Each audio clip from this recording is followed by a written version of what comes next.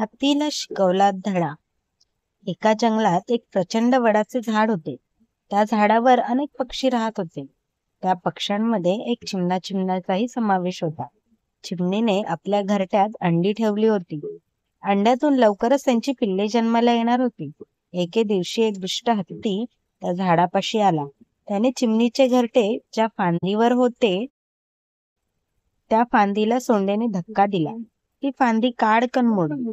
चिमणीचे घरटे खाली पडले आणि सगळी अंडी फुटून गेली. चिमणी मदतीसाठी सुतार पक्षाकडे गेले.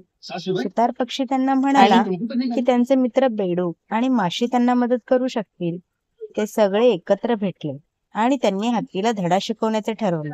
दुसऱ्या दिवशी हत्ती त्याच्या रस्त्याने चालला होता.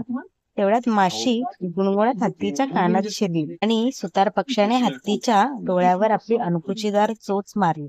हत्ती दुःखाने कळवळला. चेहऱ्यावर पाणी मारावे असे त्याला वाटू लागले. डोळे बंद अवस्थेत हत्ती पाणी शोधण्याचा विचार करू लागला. तेवढ्यात त्यानं बेडकाच्या ओरडण्याचा आवाज ऐकला. बेडकाच्या आवाजाच्या दिशेने हत्ती गेला आणि चिखलात पडले. हत्ती जोरजोरात कळवळला, कृपा करून मला मदत करा. मी काय चुकीचे केले आहे? मला कशाची शिक्षा मिळत आहे? असे तो बोलला. बेडकाने हत्तीला चिमणीची अंडी फोडण्याची आठवण करून दिली. हत्तीला आपल्या कृत्याचा पश्चाताप झाला. हत्तीने सगळ्यांची क्षमा मागितली आणि पुन्हा कधी करणार नाही असे आश्वासन दिले.